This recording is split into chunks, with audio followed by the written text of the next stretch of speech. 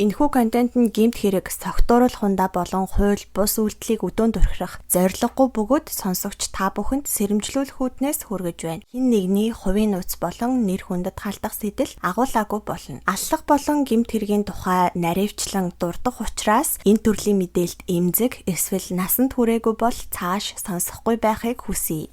Сайн байцгаана уу сонсогчдоо, 4 дахь өдөр болсноор манай Час өдөр подкастын шинэхэн дугаар та бүхэндээ хүрэхэд бэлэн болоод сууж байна. За өнөөдрийн дугаараар 2020 онд Улаанбаатар хотод үйлдэгдсэн онц харгас хэрцгийгээр 2 хүний амь насанд хүрсэн хэргийг ярихаар сонгож авсан байна. Тэгээ энэ хэрэгээ дуусгачаад хэрэг үйлдэх болсон шалтгаан нь ижил төсөөтэй бас нэгэн хэргийг бол үргэлжлүүлээд ярих болно. Та бүхэн дугаараа дуустал нь хамт байгаарай. Бас subscribe тавьчаа дараад суугтаа нэгдээрэй. За ингээд шууд хэрэг рүүгээ орцгоё.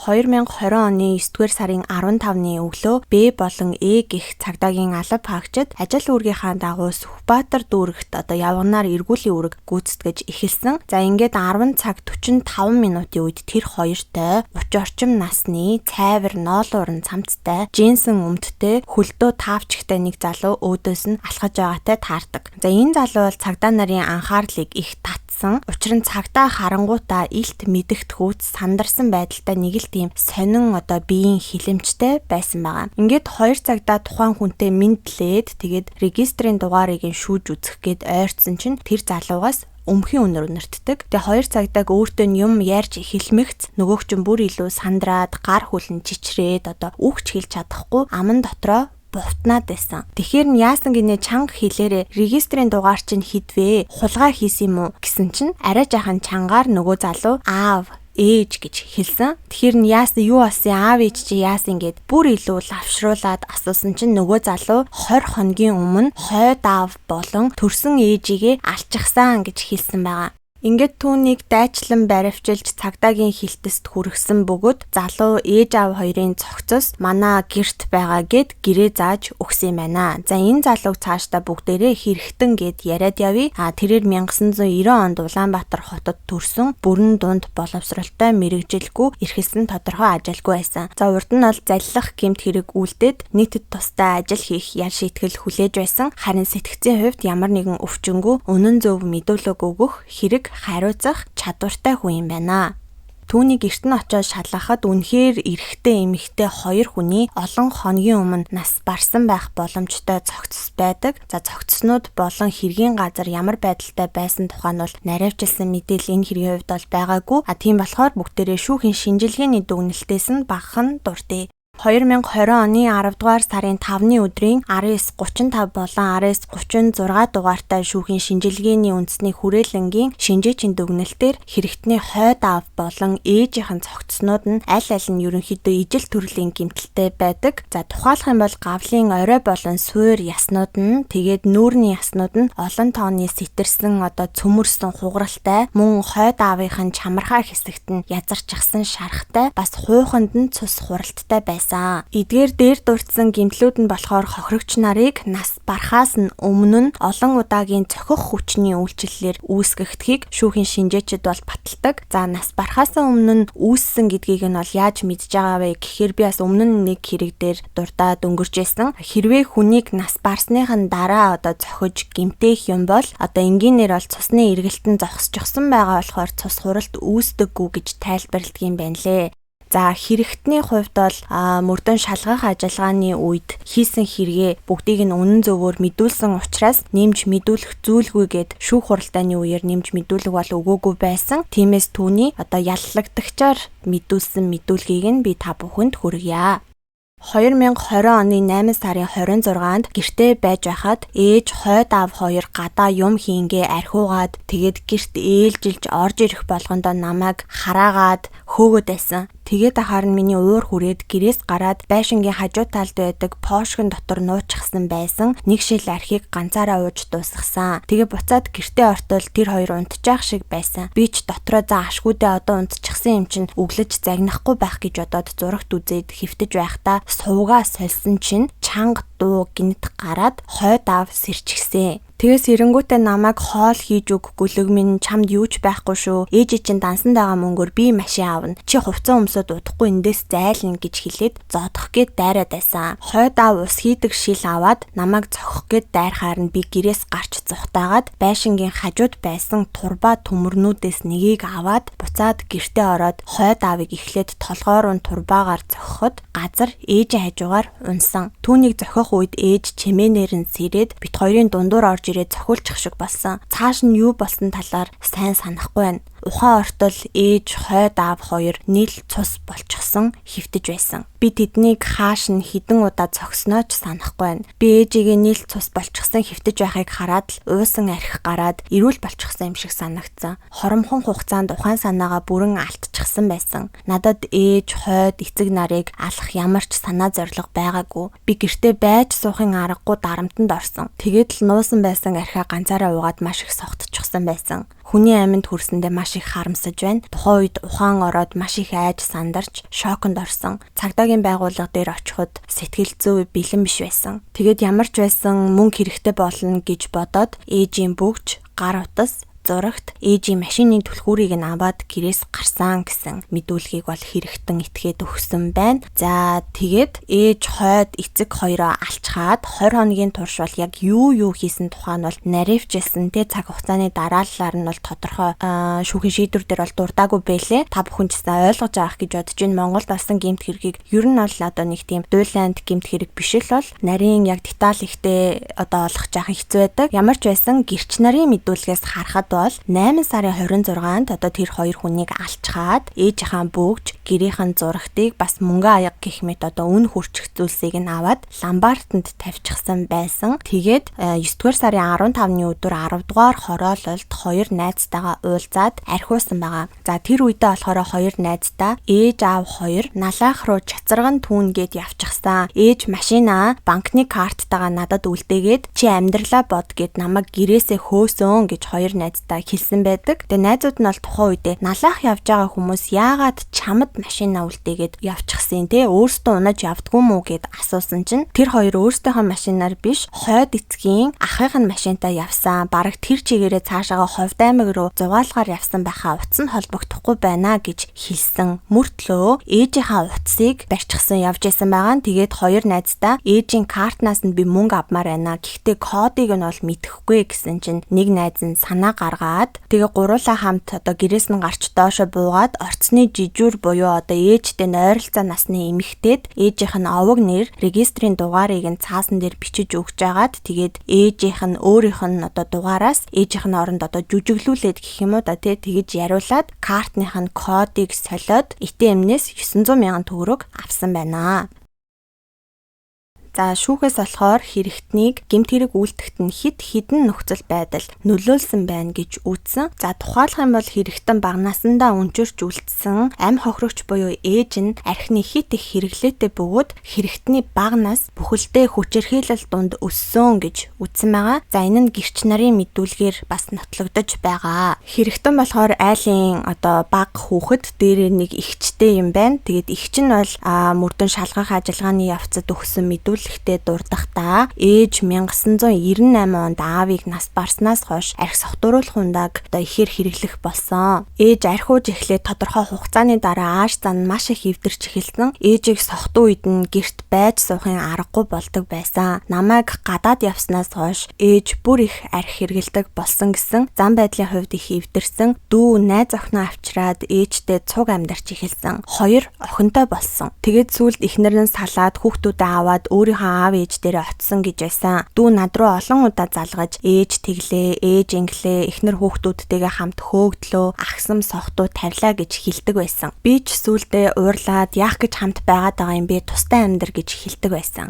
гэж эгч нь бол мэдүүлэг өгсөн байдаг. За бас нэгэн гэрчийн мэдүүлгээр 2004 онд амь хохирогч манай гэрт архиучихсан халамцуу байдалтай ирсэн. Тухайн үед хүүн ээж өдөр алган шахуу архиугаад байна, намайг архиолж ир гэж хөөж гаргадаг гэж хэлж байсан. Бас хүүн ээжигээ архиуснаас олж орцондоо хонох хүртэл тохиолдол гарч байсан юм шиг байна лээ. Ээж нь бол хүмүүжлийн маш доголдолтой хүн байсан гэсэн мэдүүлэг байдаг. Харин хэрэгтний одоо X эхнэр нь нь бол мэдүүлэхтэй манай хадам ээж арх их уудаг. Тэгээд уухаараа их агсам зантай. Хадам ээж намайг 2 охинтой маань хөөснөөс хойш би нөхрөөсөө тусдаа амьдрах болсон. Манай нөхөр энэ бүгдээс болоод ээжтэйгээ таарамж муутай байдгаа гэж хэлсэн. Харин хэрэгтний өөрийнх нь багын найз нь бол бас мэдүүлэхтэй. Түүний ээж нь архиухаараа л агсам сохтуу тавиад түүнийг эхнэр хүүхдүүдтэй хамт хөөж туугаад байдаг байсан. Сүүлийн жилүүдэд нэлээд их уух болсон. Хаяа би тэдний гэрт нь орохоор ээж нь дандаа л сохтуу намайг хараад найзаагаа аваад зайл гэх зэргээр хашгираад байдаг байсан. Ээж нь бол ер нь л сохтуудаа хүн твчхийн аргагүй хашгирч элдвэр хилж агсам тавьдаг байсан. Харин найз маань ээжтэйгээ аль болох эвийг нь олж сайхан харилцах гэж хичээдэг байсан. Энэ бүх зүйлээс олж сэтгэлээр их ундаг байсныг нь би мэднэ. Ер нь найз маань их аимхай, уур уцаар багтай хүн. Би найзаагаа олон жилийн хүчирхийллээс болж тэсгэ байгаад л тесэрсэн байх гэж бодож байна гэж хэлсэн бол өөр нэгэн гэрч бас мэдүүлэхтэй дурдахтаа ээж нь олон жил архиусан сүүлийн 2 жилийн хугацаанд хүүтэйгээ маш муухай харьцах болсон. Надад нэг удаа хүүгээ шоронд явуулчихаж чадна шүү гэж хэлж байсан. Хүүтэн таарахаар ээж гэрт оруулахгүй байна. Түлхүүр булаагаад авчихсан. Гудамжинд явж байна. Хоол унд байхгүй. Ээж дарамтлаад байна гэж байнга л ярьдаг байсан гэсэн ийм мэдүүлгээр одоо хэрэгтэн хүүхэд байхаасаа хойш ээжтэй дарамтлуулдаг одоо байнгын дарамтан доор архитарсан дунд өссөн учраас гэмт хэрэг үйлдэхт нь нөлөөлсөн байна гэж байгаа. За хоёрдугаарт гэх юм бол гэмт хэрэг үйлдэхт нь одоо хүргэсэн нөхцөл байдал гэх юм бол хойд эцэг буюу одоо ээжийнх нь хамтран амьдрагч нь өмнө нь хэрэгтний эрх чөлөөнд нь халдаж гэмтээж байсан тохиолдол байгаа. Түүнээс үүдэлтэй гэж шүүхийн шийдвэр дээр бол дурдсан байна. За тухайлах юм бол энэ асуудлын тухай хэрэгтний эгч нь хэлэхдээ ээжийн хамтран амьдрагч дүүг зодож гарыг нь хугалж байсан, мөн толгойг нь хагалж байсан гэсэн. Дүүд их агсам тавьдаг, хиламаар доромжилдог байсан гэсэн энэ тухай надад олон удаа хэлж ярьдаг байсан. Тэр хүн ээжээ маань гэрт ирчгээд дүүг маань хөөж туудаг, гэрт нь оруулдаггүй байсан гэж хэлсэн байдаг бол мөн одоо экс эхнэр нь хэлэхдээ ээж хамтран амьдрагчтайгаа нийлээд намайг хөөгөөд байна гэд нөхөр 2-3 удаа над руу уцаар ярьж байсан. Нэг удаа хадам ээжийг хамтран амьдрагч нь зодоод одоо нөхөр маань салгах гэж тэр хоёрын дундуур нь ортол толгой руугаа цохиулсан гэд нэлээд том шарахтай болчихсон манай гэрт ирж байсан. Мөн 5 дугаар сарын сүүлээр ээжийн хамтран амьдрагчт нь зодуулаад зүүн гараа хуглуулад 6 дугаар сарын 2-нд гэмтэл савх судлалын үндэсний төвд хагалгаанд орж байсан гэж хэлсэн байдаг. Харин хэрэгтэн өөрөө болохоор хохирогч нарын зам байдлын тухай хэлэхдээ би эхнэр хүүхдэд дагуулад ээжийг ганцаарингийн үлдээгээд хаяад явж үтсэн. Хэсэг хугацааны дараа ээж над руу өөрөө залгаад хүрээдэр гэдэг байсан. Ээжэд надаас өөр хань болчих хүн байдаггүй байсан. Ээж маань архиучгаараа манай эхнэр хүүхдийг байнга хөөж туудаг, миний нүүр, биеийг майжж гэмтээдэг, хэлэхгүйгээр дайрч доромжилдог байсан. Ийм учраас эхнэр маань тэсгэ байгаад надаас салж тустай амьдрах болсон. Харин би ээжигээ асраад хамт амьдрах болсон. Ээжэд надаас өөр хань болчих хүн байхгүй. Хойд эцгийн хувьд гэвэл ээжтэй амьдраад 4 жил болж байгаа. Миний гарыг модоор цохиж хуглаж байсан. Тухайн үед хагалгаанд ороод хадуулж байсан гэж хэлсэн байдаг. За ийм гэрч нарын мэдүүлэг болон хэрэгтний өөрийнх нь өгсөн саяны мэдүүлэг зэргээс үзээд хэрэгтнийг төрсөн их болон хойд эцгийнхаа дарамтанд олон жил байснаас үүдэж гэмт хэрэг үйлдсэн гэх одоо үндэслэл болж байсан. Дээрээс нь хохирогч нарын хууль ёсны төлөөлөгч нар нь бол гомдол санал нэхэмжлэх зүйлгүй гэж шүүх хуралдаан дээр мэдүүлсэн байдаг. За ингээд энэ хэрэгтэнд болохоор эрүүгийн хуулийн тусгай ангийн 11-р зүйлийн 2 дахь хэсгийн 2-1 болон 6-ад зааснаар онц харгас хэрцгийгээр 2 хүнийг алсан гэмт хэргийг үйлдсэн гин буруутай бол тооцсон байдаг. За энэ зүйл ангийнх нь ялын хэмжээ нь одоо санкцэнтэй 12 жилээс 20 жил хүртэл хугацаагаар эсвэл бүх насаар нь хорих ялаар шийдэгдэг. За хэрэгтний хувьд бол дээр дурдсанаар гэмт хэрэг үйлдэхт нь нөлөөлсөн олон тооны нөхцөл байдал байсан, түүний хувийн байдал болон эрүүгийн хариуцлагыг хөнгөрүүлэх одоо бүхэл тэг нөхцөл байдлуудыг тал бүрээс нь харгалзаж үзээд 17 жилийн хугацаагаар хорих ял оноосон. Харин ээжийнхаа гар утас, алтан бөөгж, мөнгөн аяга, за банкны картнаас нь 915 мянган төгрөг авсан буюу нийтдээ 2 сая 590 мянган төгрөгийн хохирол учруулсан. Хулгайлах гэмт хэрэгт нь 1 жилийн хорих ял оноосон буюу одоо нийтдээ 18 жилийн хугацаагаар хаалттай хорих байгууллагад ял эдлүүлэхээр шийдвэрлсэн байна. За ингээд бүгдээрээ ижил төстэй дараагийн хэрэг рүүгээ орцгоё. Цагдаагийн 102 тоот утсанд 2022 оны 3 дугаар сарын 5-ны өглөө 10 цаг 40 минутанд би аавтайгаа муудалцаад цохиод унгаачихсан чинь сэрэхгүй байна гэсэн дуудлага мэдээлэл ирсний дагуу 9 минутын дотор тухайн дуудлагын хаягаар нь эргүүлийн цагдаа нар очисон байна. Тухайн айлд очиход бол дуудлага өгсөн эрэхтэй цагдаа нарт өөрөө хаалгаа тайлж өгөөд тэгээд аав коридорт хөвтөж байгаа гэж хэлэнгүүтээ цагдаа нарыг одоо хэлээгүй ахтан тэ шууд өөрөө 2 гараа өгөөд гавлуулсан бөгөөд даалбахагч нарын энгэрийн камерт нас бичигдэж үлдсэн байдаг. За ингээд цааш одоо гэрлүү нь ороход аав нь газарт хан руу харсан байдалтай дээгүүр нь цагаан өнгийн хүнжлөөр бүтээчихсэн хүнжлийг нь сөхөөд үтсэн чинь гавлын ясандаа гэмтэл авсан бололтой толгоноос нь их хэмжээний цус гараад нас барчихсан байсан. За одоо та бүхэнд хэрэгтэн этгээдийн яллагдагчаар өгсөн мэдүүлгээс нь хүргэе. 2022 оны 3 дугаар сарын 5-ны өглөө 7 цаг өнгөрөөд бараг 8 цаг болж байх үед аав ээжийнхаа гэрт очисон. 3 дугаар сарын 8-ны өглөө бид нар хөдөө явж ямаа самнах ажилтай байсан болохоор бэлтгэл ажлыг нь хийх зорилгоор аав ээжийн гэрт очисон. Би аав ээжийнхаа гэрт ороод галтгоонд нь аав бит хоёр ажил хэрэгээ яриад цай унд уугаад суусан. Ээж цайгаа уучгаад гадагшаага гараад явсан. Би хаашаа явсан гэдгийг нь асуугаагүй. Би аавтайгаа хөдөө явах ажлын талаар яриад байж байсан. Аав маань надад 20 хүн авч явна шүү гэж өмнө нь хэлсэн байсан. Тэгсэн сүүлд 5 хүн нэмэгдчихлээ ааваа гэд хэлсэн чинь аав маань би чамд 20 хүн авч явна гэж хэлсэн болохоос яагаад 5 хүн нэмээд байгаа юм? Том толгойтой гэж надад хэлсэн. Тэгэхээр нь би аавд 20-25 хүний ялгаа юу аах вэ? Цуглчихсан юм чи аваад явчихъя гэж хэлсэн. Тэгсэн аав надад том тэрэгэн дээр хивэг тижэл ачин тийм олон хүн багтахгүй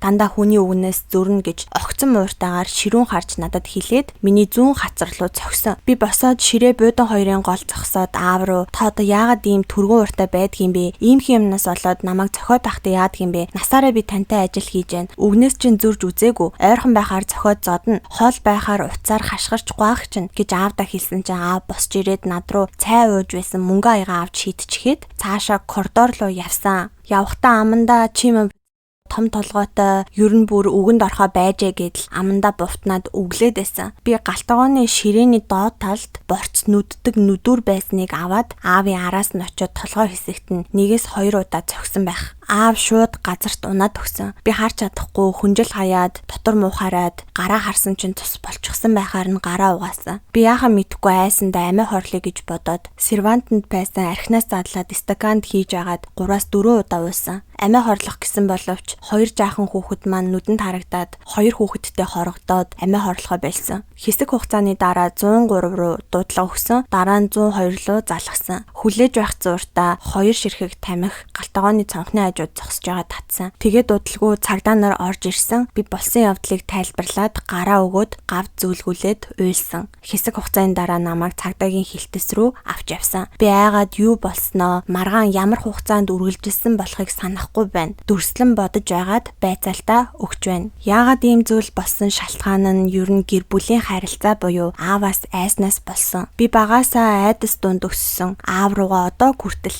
ихцэлж харж чаддаггүй. Аавыг чанга дуурахад л би айдаг. Би хүүхэд байхдаа усанд орохдоо баруун гараа зүүн мөрөндөөч хүргэж чадхааргүй даагдахгүй болтлоо зодуулдаг байсан. Миний биед ер нь гар хөл гээд аавд зодуулж байгаагүй газар бараг байхгүй. Тийм болтлоо дарамтлуулж өссөн. Аав маань их түргэн ууртай. Нэг уурлахаараа юу хийж байгаагаа ч мэдэхгүй, уур нь гарахаар тайвширч мэдэхгүй, улангассан нүдтэй хүн. Ер нь л бол ойр хавийнхаа хүмүүстэй шалтгаангүй уурлаж, уцаарлаж, гарт баригдсан зүйлээрээ зодож, нүдэж, хэрэг сэтэрсэн авир өдөр бүр гаргадаг. Догшин, ширүүн хүн байсан. Гэр орноор нь ч хүн ирдэггүй. 2010 он хавцаа байх наадан болох гээд би морин дээрээ байж байтал нэг морь зүхтгаар нь араас нь хөөж байгаад архины хагархаа шилэн дээр гიშгээд хөлөө зүсчихсэн юм. Тэгээд хотоос ахыгаа дуудаад имлэг орж ойдол тавилсан. Маргааш нь би өөрийгөө гэртээ үлдэх болов уу л гэж бодсон чинь аав явъя бос чи гэд намайг аваад хөдөө явсан. Замд машинд дөргөх бүртгүүлний ойдол өвдөж байсан. Тэр болгоныг би аавдаа айгаад хэлж чадаагүй. Хөдөө очиод наадан болоод морь гიშгүүлэх хүн байхгүй байх гэд намайг босгож морь гიშгүүлсэн. Газарт даралттай гიშгэх тусам миний хөлний ойдол өвдөж цус гараад хоёр ойдол нь язраад өөх нь гарсан байсан. Би мөн л ааваасаа айгаа тэр болгоныг хэлээгүй. Ер нь ингээд ярих юм бол зөндөө юм ааваасаа айх шалтгаан байсан. Намайг ганцаарангийн зоддоггүй байсан. Манай ахыг ч бас зодож байсан. Аав ахыг өөрийн үгээрээ хажуудаа байлгах гээд байдаг байсан учраас ах твчиж чадахгүй, аавтай уцаарч яриаггүй холбоо таслаад бараг 3 жил болж байгаа. Харин эгч нар эмэгтэй учраас аавтай хамт ажиллах боломжгүй байсан. Эгч нар надад чи аавдаа тусал гэж хэлдэг байсан. Би ааваас болж гэр бүлээсээ хүртэл салж байсан. Ээжийг маань зодож байсан. Ер нь аавын ах дүү нар бол бүгд мэдэж байгаа. Тэглээгээд би аавыгаа буруутгаагүй, өдийг хүртэл аавыгаа гэж явдаг байсан. Намайг баг байхад эцэг ихээ цагдаад мэдэгдэн гэдэг болохгүй зүйл гэж боддог байсан. Надад аавыгаа цагдаад өгье гэсэн атгаг санаа байгаагүй. Ийм юм болно гэж яаж мэдэх вэ дээ? Хийсэн үйлдэлтэй маш их гимшиж байна. Аав тухайн үед цаашаага коридороор алхахдаа намайг ална гэд шүдэ цуугаад алхаж байсан. Өрөөнд нь өөрийнх нь хэрэгэлдэг тонгорог байдаг болохоор тэрийгэ авах гэд явчихлаа да гэж бодоод айсандаа би аавыгаа нүдүр төмрөөр зогсон. Аав маань тэр тонгоргыг байнга бидээ авч явдаг байсан. Машиныхаа урд хайрцагнда гэртээ ширээн дээрээ тавьдаг байсан. Шууд л толгоонд аав нөгөө тонгоргоо авах гэд явчихлаа гэж бодогдоод айчсан. Би маш их гимшиж харамсаж байна. Оронд нь би өгсөн бол дээр байж дээ гэж бодох юм. Аав маань хатуу ширүүн авир твчгийн аргагүй үйлдэл гаргадаг байсан ч маш хөдөлмөрч хүн байсан. Би сэтгэл санааны хувьд хэцүү байсан л да. Бие даагаад явах боломжтой байсан уу гэвэл тийм. Гэхдээ намайг аавтайгаа хамт ажиллахгүй гэхээр аав ээжийг, эгчийг дарамталдаг байсан. Тиймээс чимээг үхэн за яах вэ гэж бодоод л би твчиж ирсэн. Тэр өглөө эхнэр 2 хүүхдээ үнсээд ажилдаа явчихад ирье гэд гараад явсан. Хэрэг гарахаас 14 хоногийн өмнө л гэхэд хөдөө очиод аав архиугаад намайг зодсон. 2 жилийн өмнө хадланд гараад морины ногоо өвс авсангүй гэд нөгөө хутгаа бариад дайраад миний гарын бугуу хэсэгт зүсэж байсан. Би энэ талаар цагдаад мэдэгдэж байгаагүй. Би хүүхэд гэр бүлийнхаа төлөө сэтгэл маань гол харлаж байна. Би итгэл дүүрэн амьдрах хүсэлтэй байна. За ийм мэдүүлгийг бол одоо хэрэгтэн итгээд өгсөн байгаа. За одоо харин та бүхэндээ түүний ээжийнх нь өгсөн мэдүүлгээс нь дурдъя. Нөхөр намайг санхүүгийн болон сэтгэл зүйн дарамтанд байлгадаг байсан. 1982 он хавцаанаас эхлээд ганц 2 зохиж авдаг болсон. Сүүлдээ гэмтэл учиртал зодож эхэлсэн. Ер нь л өөдөөсөө үг хэлүүлэх дургүй хүн. Тухайн үедээ тээврийн жолооч хийдэг байсан л да. Гэртээ байхаасаа байхгүй нэх. Ирэхээрээ л байнга зоддог байсан. Нэг өдөр том охиноо сургуульд шилжүүлж оруулах санаатай найзтайгаа уулзаад ирэхэд урдаа ганжин тавьчихсан. Яасан их дими тэндэг юм гээд уурлаад сууж байсан. Намайг төмөр сандлаар зохиод миний гарыг хугалж байсан. Ойдлын машинаар хүртэл зодож байсан. Би цагдаад нэг ч удаа хэлж байгаагүй. Намайг зодчиход дараа нь аргадчихдаг. Би ч бас дороо эвлэрээд уучлчихдаг байсан юм. Жилдээ нэг удаа ёс юм шиг хаалгаа төгжиж зурагтаа чангалж байгаад л зоддог байсан. Хамт машин тэргэнд явж байхад төсөөлөг байхад гинэтхэн нүүр ам хамар руу гараас аваад л шууд зогчихдог байсан. Түүнд зодууснаас болж миний хамар хугархай, нүд маань муу юм хардаг, нэг чих маань сонсдоггүй. Шүд ам бол бүр байхгүй. Бүгд хиймэл. Ирүүний яс хугарч байсан. Хүүхдүүд маань жоохон байхдаа болооч аава ээжээгээд л дэмий орилдог байсан. Хідэн хүүхдээ бодоод зодуулаад уйлаад твчээд л би явдаг байсан. Хэрэгтэн буюу миний хамгийн бага хүү маань маш томоотой миний хэлсэн ярьснаас гардаггүй. Хүүхэд байхдаа хичээл номондоо сайн, сургуулаас зохиосон арга хэмжээнд санаачлагтай оролцдог байсан. Өөрөө гэр бүл зохиогоод хүүхдүүдтэй хайр халамжтай, эхнэрээ маш их хайрладаг хүн. Гэхдээ ааваасаа маш их айдаг, багаасаа л айж өссөн. Хүүхэд байхдаа цонхны гадна аавынх нь машин ирэхээр л цухтаагаад гүйчихдэг байсан. Нэг удаа би гэрээ цэвэрлэж байсан чинь нэг цаас байхаар нь аваад хартал хүү маань ээжээ би танд хайртай шүү. Амьдрах арга алга гэсэн утгатай зүйл бичээд үлдээчихсэн байсан. Тэр үед хүү маань 4-5 дугаар анги л байсан байх. Би хүүгээ тэврээд бит хоёр ярилцаад уйлж байгаад аргадаж байсан. Тэрнээс бусдаар миний хүү намайг зовоож байгаагүй. Хүүг 8 дугаар анги төгсгöd аав нь хятад хэл сур гээд бүгд найрамдах хятад ард уусад цэргийн сургуульд аваачаад ямар ч мөнгө төгрөг өгөлгүй хайчихсан. Ганцхан баг хүүч гэлтгүй манай хүүхдүүд бич бүгдээрээ түүнээс айдаг байсан. Ингэж явсаар хүү маань том болоод нэг юм айлын охин дагуулж ирээд тустаа гарах гэтэл эхнэрийг нь нөхөр зөвшөөрөөгүй. Ажил хийлгүй дими тэнэж авгаа хүүхэд эргүүллээ. Би чамд ажил сургах гэхэд дими тэнлээгээд тэр хоёрыг нийлүүлдэггүй байсан. Bir охиныг мессежээр дарамтлаад хөөж явуулсан. Би хүүгээ ийм зүйл хийснийг гайхаад итгэж өгөхгүй байна. Ер нь бол аавынхаа дарамтнаас үүссэн үйлдэл гэж бодож байна. Хэрэг болохын өмнөх өдөр талигаач намайг амралтанд явъя гэхээр нь би явахгүй гэсэн чинь над руу буцалсан ус цацаж байсан гэж ээж нь хэлсэн байдаг. За үүнээс гадна хохирогчийн дор 20 гаруй жил ажиллаж байгаа ажилтнаа нь тэгээд хэрэгтний хадам эгч нь төрсөн ах нь эхнэр нь гих мэтчлэн гадна болон дотны маш олон гэрч нарын мэдүүлэг дээрээс харахад бол хэрэгтний тухай ярихдаа бүгдээрээ түүнийг архиудаггүй хаяа нэг ухаараа ганц нэг пивлуудаг, дүлгөөхөн зантай, гэр бүлийнхаа бүхий л ажлыг нуугалдаг, аавда байнга загнуулаад тэгээ сонсоогүй юм шиг ажиллаа хийгээд явдаг хүн гэж хэлсэн. Бас гэр бүлийнхэндээ хайртай, эв найртай, тэгээ ах эгч нарынхаа үгнээс гардаггүй жинхэнэ ажлын төлөө төрсөн хүн гэж хэлсэн. Бас айлын баг хүүхэд гээд эрхэлж өсөөгүй тухай нь бол гэрчүүд баталж хэлсэн бол хохирогчийн тухай гэрч нар бүгд ам нэгтэйгээр дааштай хатуу чанга зантай зөрүүд хэний ч үгэнд орохгүй санснараа л явдаг тухай нь дурдсан байдгаа. За өмнө дурдаж ярьжсэн гэмт хэрэгүүдээс нэг талаараа онцлог ялгарах зүйл бол энэ хэрэг дээр байсан. За хэрэгтэн бол энэ гэмт хэргийг үйлдэхээс хэдэн сарын өмнө буюу 2021 оны 5 дугаар сараас эхлээд 7 дугаар сарыг дуустал 6-аас 7 удаа сэтгэл зүйчтэй уулзаж зөвлөгөө авсан байна. За энэ сэтгэл зүйчийн мэдүүлэг бас шүүхийн шийдвэр дээр нь дурддагдсан байсан. За тухайн үед ярилцлагын дараа сэтгэл зүйчийн дүгнснээр олон жил дарамтлуулж байгаа учраас далд ухамсарт нь айдас бүрэн суучихсан. Тэгээд ааваасаа их айж гомддог. Сэтгэл зүйн хувьд бол хямралтай, гутралтай, тайван бус, гомдолтой байна гэж дүгнсэн байсан. За энэ хэргийн хувьд болохоор өмнөх хэрэгээс ялгаатай нь эрүүгийн хуулийн 12 дугаар зүйлд зааснаар санаа сэтгэл хүчтэй зочрон давчдаж хүнийг алах гэмт хэргийг үйлдсэн гэж